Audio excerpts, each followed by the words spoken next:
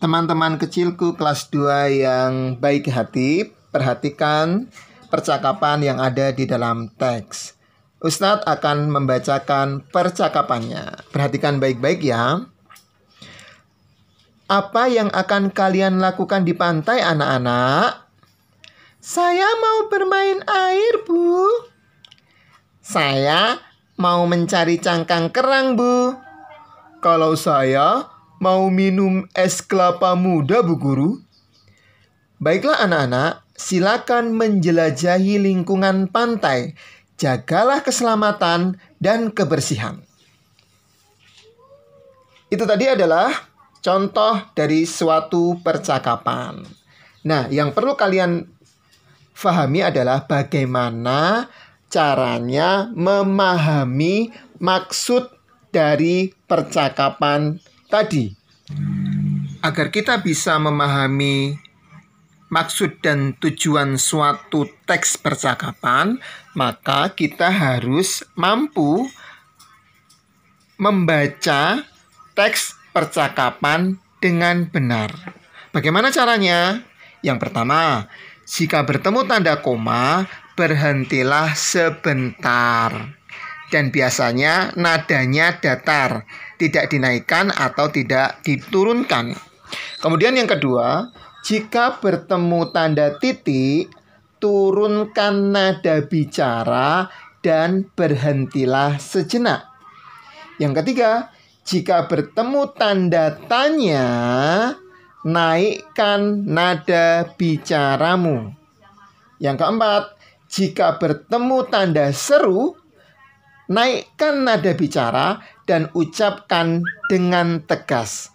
Maka jika beberapa hal tadi, tanda baca tadi diseksamai dan ditaati cara membacanya, maka mudah-mudahan kalian akan mudah untuk memahami sebuah teks percakapan.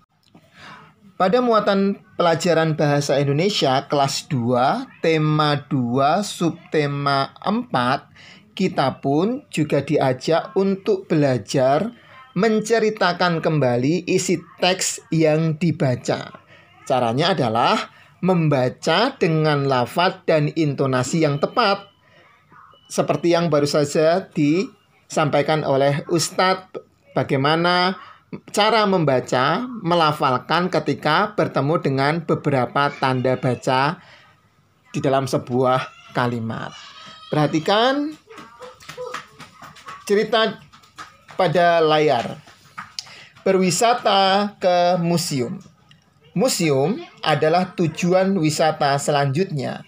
Anak-anak masuk dengan menunjukkan tiket. Di museum terdapat benda-benda unik. Di sana, Lisa kagum melihat lukisan.